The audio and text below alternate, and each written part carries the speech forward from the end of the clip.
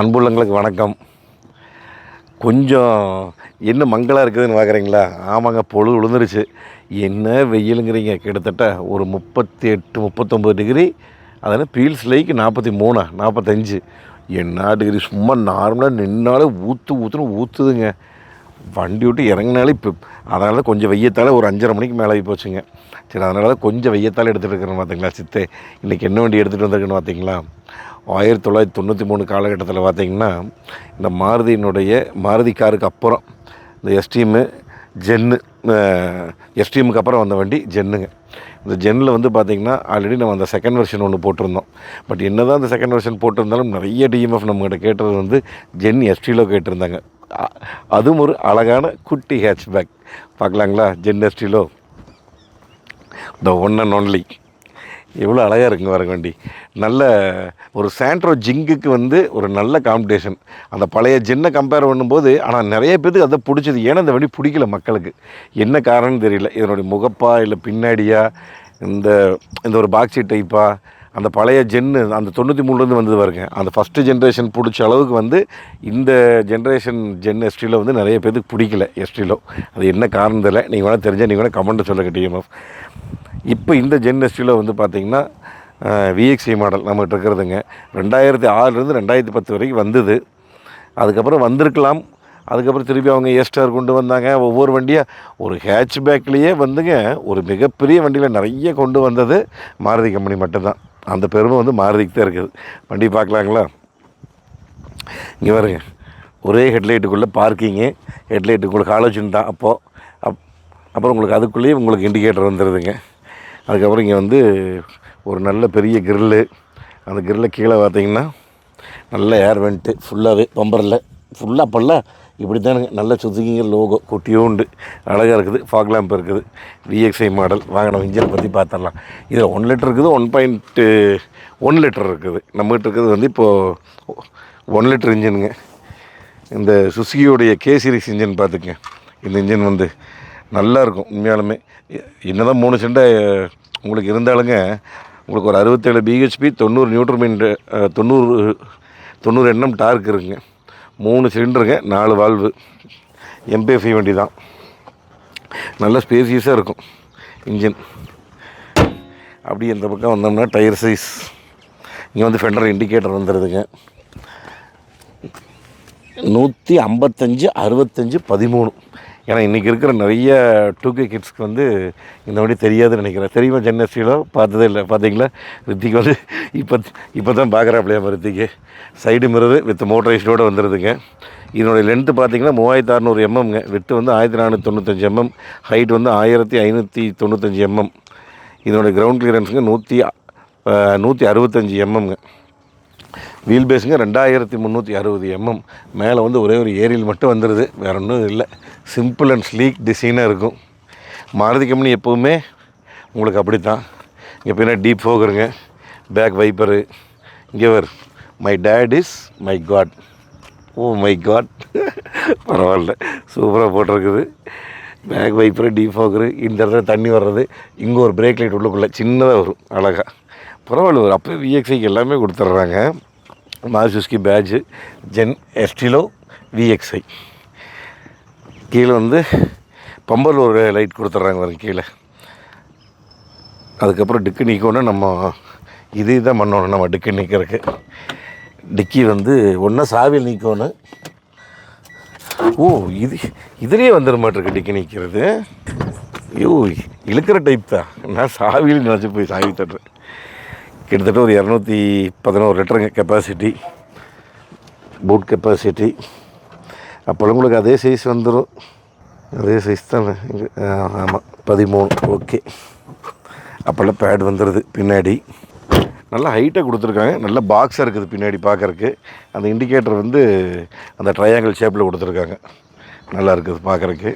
சரி, பேக் சைடை பார்த்துடலாங்களா? வாங்க.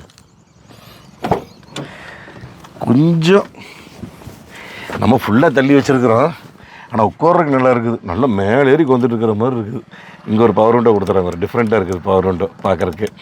அழகாக இருக்குது. சின்னதாக எஸ்டிலோட பவர் விண்டோ லாக்கு. வேறு ஸ்பீக்கர் வந்துடுது டோரில். நான் எங்கேயும் இறக்கி வந்துட்டுருக்கிற மாதிரி இருக்குது. சரியான ஹைட்டு வண்டி. நல்லா ஆனால் உள்ளுக்குள்ளே ஃபீல் பார்க்குறதுக்கு பார்த்தீங்கன்னா விஸ்கன் வேகனாராட்டவே இருக்குது. குட்டியும் இருக்குது, ஆனால் அழகாக இருக்குது வேகனார் மாதிரியே. அவ்வளோதாங்க. பின்னாடி போகிறதுக்கு ஒன்றும் இல்லைங்க, வேறு ஒன்றும் காமிக்கிறதுக்கு. நல்லா உட்காந்துருந்துருக்கு, நல்லா சௌகரியமாக இருக்குது. சாண்ட்ரோ மாதிரி, நல்ல வேகனார் மாதிரி, நல்ல ஸ்பேசியஸான வண்டி. சாவி பாருங்க, லாக் அன்லாக் வந்துடுது அப்போ ரிமோட்டு. அப்புறம் இங்கே வந்து இந்த பவர் விண்டோக்கு, இந்த பவர் சைடு மிரருக்கு உண்டான சுவிச்சஸ்ஸு, அலாரம், இங்கே ஹெட்லைட் மேலே கீழே போகிறக்கு. இது மட்டும் ஒன் டச் பவர் விண்டோ. ஆமாம், கீழே இறங்குறது மட்டும் ஒன் டச் பவர் விண்டோ. பரவாயில்ல. இங்கே தான் ஸ்பேஸ் கொடுத்துருக்காங்க. இங்கே எதுவும் வாட்டர் பாட்டில் வைக்க முடியாது, ஏதோ நோட் புக் அந்த மாதிரிலாம் வச்சுக்கலாம். அதுக்கப்புறம் இங்கேயும் ஸ்பீக்கர் வந்துடுது ஃப்ரண்டில். சரி வாங்க, இனிமேல் அந்த பக்கம் பார்க்கலாம். நல்ல மாருதியோடைய வட்ட ஸ்டேரிங்கு. சாவி ஆன் பண்ணி வச்சுருக்கேன். Normal analog meter, left side RP meter வந்துடுது, சென்டரில் இந்த மீட்டர் வருது. ஆனால் தொடருக்கு பார்த்தீங்கன்னா கண்ணாடி இல்லாத மாதிரியே இருக்குது. விஸ்கன் வந்தோம்னா இந்த பக்கம் வண்டியினுடைய 84,000 ஓடி இருக்குது. ட்ரிப் ஏ ட்ரிப் பி அவ்வளோதான். அப்போ அந்த காலத்தில் ஒன்றும் இல்லை. ஓகே, ஆஸ் யூஷுவல் நல்ல கெட்டியான பிளாஸ்டிக் டேஷ்போர்டு தானுங்க. நல்லா ஊற்றுன்னு கிடக்குதுங்க டேஷ்போர்டு. முன்னாடி நீளத்துக்கு லென்த்துக்கு போகுதுங்க பாருங்க. நம்ம கையை போய் முட்டை தொடவே முடியாதாட்டு இருக்குது. கடைசி வரைக்கும் கண்ணாடி கீழே போய் இங்கே ஒரு ஏசி வந்துட்டு லெஃப்ட் ரைட் 2 பக்கம், கடைசி 2 பக்கம் உருண்டையை கொடுத்துட்டாங்க. இந்த 2 பக்கம் நல்லா ஸ்கொயராக கொடுத்துருக்காங்க. இங்கே செட்டு வந்துருச்சு, அசாட் இண்டிகேட்ரு, டிஃபோக்கஸ் வச்சு, மேனுவல் ஏசி, ஏஸ்ட்ரே. 2 ஏஸ்ட்ரே வருது. இது 1 ஏஸ்ட்ரே, ஒன்று வந்து இது வைக்கிறதுக்கு, டம்ளர் வைக்கிறதுக்கு. அப்புறம் இங்கே கொஞ்சம் இடமும் இருக்குது. 5 ஸ்பீடு மேனுவல். இங்கெல்லாம் ஒன்றும் இல்லைங்க, அவ்வளோதான். க்ளோ பாக்ஸு, குட்டியூண்டு க்ளோ பாக்ஸ், அவ்வளோதான்.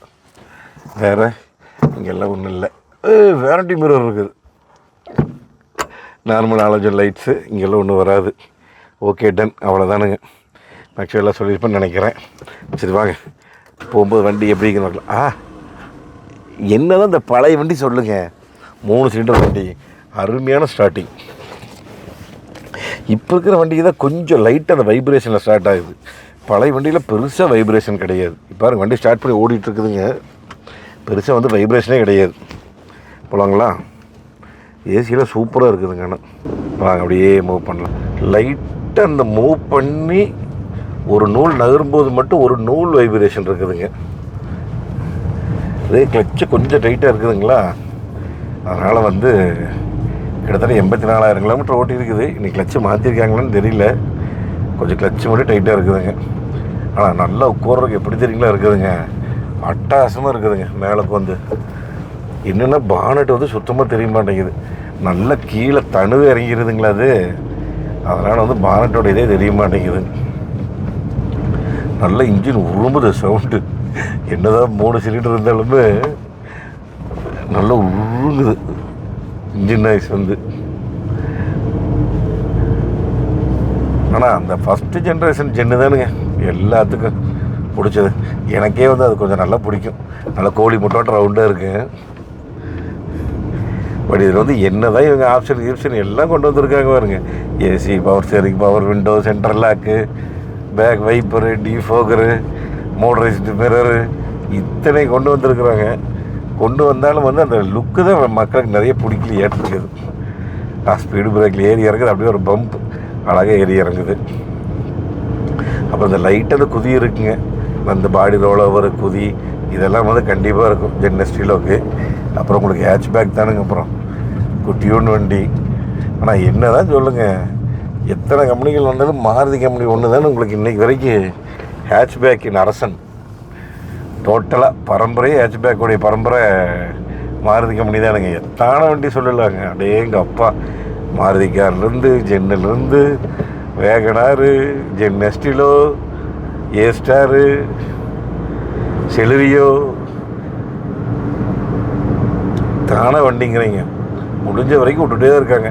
அதிலே வேகனார்லேயே ஸ்டிங்ரே 2-3 டைப் விட்டாங்க வேகனாரில். ஜென்னில் வந்து ஃபஸ்ட்டு ஜென்ரேஷனு, அப்புறம் செகண்ட் ஜென்ரேஷன் வந்ததுங்க. அப்புறம் ஃபஸ்ட்டு ஜென்ரேஷனே டீசல் வந்துருச்சு உங்களுக்கு. 97 ஜென் டீசல் இருக்குதுங்க, நல்லாயிருக்கும். உண்மையிலே பியூச்சர் ஜென் 25 கிடைக்கும் தெரியுங்களா மைலேஜ். இந்த ஜென் எஸ்டியில் இது யாராவது நீங்கள் வச்சுருந்தீங்கன்னா மறக்காமல் எனக்கு கமெண்ட்டை சொல்லுங்கள். இல்லை வண்டி ஓட்டி பார்த்துருக்கீங்களா, வண்டியினுடைய ஃபீல் எப்படி இருக்குது, இதெல்லாம் எனக்கு மறக்காமல் கமெண்ட்டில் சொல்லுங்கள், நான் தெரிஞ்சுக்கிறேன். ஏன்னா ரொம்ப நாள் ஆச்சுங்க நான் ஜென் எஸ்டிலோ ஓட்டியே. இன்றைக்கி தான் கரெக்டாக கிடச்சிது. என்னதான் இருந்தாலும் இந்த இன்ஜினோட ஃபீல் வந்து பார்த்திங்கன்னா இந்த ஆல்டோ 800, நம்ம இந்த ஆல்டோ ஓட்டுற மாதிரி பழைய ஆல்டோ, அதனுடைய முறுமுறுப்பு அப்படியே இருக்குது இன்ஜின் ஓட்டுறதுக்கு. ஸோ கீர்லாம் செம சூப்பராக இருக்குது. உட்கார்றதுக்கு தானுங்க நல்ல கம்ஃபர்ட். மேலே ஏறிக்கு வந்துட்டுருக்குறோம். நல்ல வயசானவங்களாம் ஓட்டுறதுக்கு அருமையான வண்டிங்க. நல்லா மேலே ஏறிக்கு வந்து ஓட்டலாம். சும்மா சந்துக்குள்ளே ஒந்துக்குள்ளே பூந்து போகலாம். நல்ல லோக்கலுக்கு அருமையான வண்டின்னு வச்சுக்கிங்களேன். நிறைய வண்டிகள் வந்து மாருதியில் சக்ஸஸ் ஆகாமல் போயிருக்குது ஹேட்ச்பேக்லேயே. இந்த ஜென் எஸ்டிலோ ஒன்றுங்க. நம்ம இது ஏஸ்டார் ஏஸ்டார் கேட்டிருக்கீங்க, கூடி சீக்கிரம் ரிவ்யூ போட்டுருணுங்க. ஒன்றும் அமையலை ஏஸ்டாரு. அதுக்குன்னு ஒரு ஃபேன்ஸ் இருக்காங்க ஏஸ்டாருக்குன்னு. கூடி சீக்கிரம் தான் இந்த கரெக்டாக சொல்ல ஆல்ட்டோ போதுவார் நம்மளது 800cc. ஆனால் அப்போ இருக்கிற இதுலையெல்லாம் பார்த்திங்கன்னா பெருசாக ஒரு வைப்ரேஷனுங்கிறது வந்து ஒரு மாருதி காராகட்டுங்க, ஒரு ஆல்டோவாகட்டும், ஒரு அவ்வளோ பெரிய வைப்ரேஷன் வந்து இருந்ததில்லை வண்டியில். ஆனால் இன்றைக்கி இருக்கிற நிறைய வண்டியில் 3 சிலிண்டரில் பார்த்திங்கன்னா ஸ்டார்ட் பண்ணி விடும்போதே ஸ்டார்டிங்கில் ஒரு வைப்ரேஷனுங்க, வண்டி ஸ்லோ ஸ்பீடில் வைப்ரேஷன், அந்த ஃபஸ்ட்டு கியர் போட்டு மூவ் பண்ணி போகும்போது வைப்ரேஷன், செகண்ட் கியருக்கு வைப்ரேஷன். இது வந்து நிறைய வண்டிகள் இன்றைக்கி வந்து நல்லா தெரியுது. ஃபஸ்ட்டு இவ்வளோ குவாலிட்டியும் கொடுத்துருந்தாங்க, அதுலாம் தெரியவே இல்லை. இதெல்லாம் பாருங்கள், சும்மா 4வது கியரை போட்டு 30 ஓதுங்க, ஒரு துளி கூட தெரியல. அப்படி போகுது வண்டி நெகுன்னு. நான் கியரை மாற்றாம தான் போயிட்டுருக்குறேனுங்க. அவ்வளோ அருமையாக இருக்குது பார்த்துங்க வண்டி ஓட்டுறதுக்கு.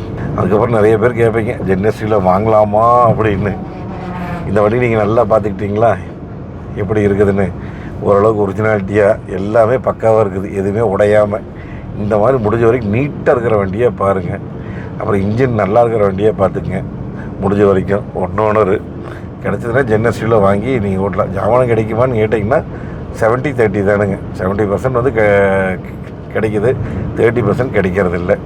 என்னென்னா மெயினாக இந்த உள்ளே வர இந்த ஏசி சமாச்சாரம், இந்த ஏசி வெண்ட்டுங்க, இந்த ஏசி ப்ளோயரு, இந்த சுவிட்சில் அப்புறம் ஆல்டோக்கு இதுக்கு கிட்டத்தட்ட சேம் ஒரே மாதிரி தான் இருக்குதுங்க. சில ஐட்டங்கள் வந்து இந்த மாதிரி கிடைக்காதுங்க. அப்புறம் ஹெட்லைட்டு டெயில் லைட்டெல்லாம் கிடச்சிட்டு இருக்குதுங்க. அப்புறம் சஸ்பென்சர் ஜாமானம், ஆயில் சர்வீஸு, அதை பற்றியெல்லாம் ஒன்றும் பிரச்சனை இல்லைங்க. அதை பற்றி ஒன்றும் கவலைப்பட வேண்டியதில்லை, கண்டிப்பாக கிடைக்கிது. அதனால் யோசனை பண்ணி ஒரு தடவைக்கு 2 தடவை யோசனை பண்ணி வாங்கிக்கிங்க. அப்புறம் பட்ஜெட்டு மெயினாக பார்த்துக்கங்க. இன்றைக்கி 2 ரூபாய்க்கு கீழே இருக்குது. ஒரு 1 to 2 ரூபா பட்ஜெட்னா ஜென் எஸ்டில் வந்து கண்டிப்பாக அது இருக்கும். நான் வந்து அநேகமாக உங்களுக்கு பாட்காஸ்ட் போட்டிருப்பேன்னு நினைக்கிறேனுங்க. போட்டேனான்னு தெரியல, அந்த யூஸ்டு கார் பாட்காஸ்ட்டு. ஆனால் அதுக்கப்புறம் பார்ப்பீங்களா அதுக்கு முன்னாடி பார்ப்பீங்களான்னு தெரியல. சப்போஸ் பார்த்துருந்தீங்கன்னா நான் உங்களுக்கு அடுத்த இதில் வந்து நான் சொல்கிறேனுங்க. 1 ரூபா 1.5 ரூபாய்க்குலாம் ஜென் எஸ்டில் நிறைய இருக்குதுங்க. அதுக்கப்புறம் நிறைய பேர் வந்து இப்போது சமீபத்தில் நம்ம டீம் கூட ஒருத்தர் சென்னை நம்பர் 1 வாங்கிட்டு வந்துருந்தாருங்க. செகண்ட் ஓனர் வண்டிங்க ஜென் எஸ்டிலோ வாங்கிட்டு வந்துட்டு இந்த மாதிரி டிங்கரிங் பெயிண்டிங் செய்யணும் அப்படின்னு சொல்லி கொண்டு வந்து காமிச்சாருங்க. அப்படியே எங்கள் அப்பா டோரை நீக்கி பார்க்குறேனுங்க, 4 டோரில் இன்னொரு ஊரை ஃபுல்லாக தின்றுச்சுங்க, மறிச்சிருச்சுங்க. ரன்னிங் போர்டு வச்சிருச்சு. சரி எது கீழே குமிஞ்சு வாக்கலாம்னு சொல்லி வண்டி தூக்கி போட்டு கீழே பார்த்தாங்க, சேஸுங்க, அந்த சேஸ் ஒட்டி வர ரன்னிங் போர்டு, இது எல்லாமே இத்து கிடக்குதுங்க. எனக்கு தெரிஞ்சு இது ஃப்ளட்டான வண்டியும் எனக்கு ஒரு சந்தேகம். அதுக்கப்புறம் மேட்டை தூக்கி பார்த்தா சீட்டு கட்டியில் மேட்டு கேட்டு அத்தான பக்கம் தின்னு போடுச்சுங்க. அப்போயே சொல்லிட்டேன், தயவு செஞ்சு நீங்கள் வேலையே செய்யாதீங்க. அதான் எனக்கு யாரோ சொன்னாங்களாம்மா ஜென் எஸ்டில் சீப்பாக இருக்குது எடுத்துக்கலாங்க அப்படின்னு சொல்லி சொன்னாங்களாம்மா. 1 ரூபாய்க்கு சீப்பாக இருக்குதுன்னு எடுத்துகிட்டு வந்துட்டார். எடுத்துகிட்டு வந்ததுக்கப்புறம் தான் இவ்வளோ வேலைகள் வண்டிக்கு அடியில். ஆனால் அந்த வண்டி எப்படி சீட்டெல்லாம் உட்காந்துட்டு வந்தாருன்னே தெரியலிங்க. நம்ம வீட்டில் ஏறி உட்காந்துருந்தா கீழே ரோட்டில் கிடந்திருக்கு சீட்டு, அந்தளவுக்கு கிடந்திருக்கு. அதனால் வந்து தயவு செஞ்சு முடிஞ்ச வரைக்கும் பேச்சுலருக்கு இல்லாத வண்டியாக பார்த்து வாங்குங்க. ஜென் எஸ்டியில் உள்ள பொறுத்த வரைக்கும் வாங்கலாமான்னு கேட்டிங்கன்னா எனக்கு 50-50 ஆப்ஷன் தானுங்க. 50% ஓகே, 50% வேண்டாம். ஏன்னா அடுத்த மாடல்ஸ் இருக்குது இல்லைங்க நம்மளுக்கு. இதே 1 to 2 ரூபா பட்ஜெட்டில் வேகனார் இருக்குதுங்க, சேண்ட்ரோ இருக்குது, ஆல்டோ இருக்குது.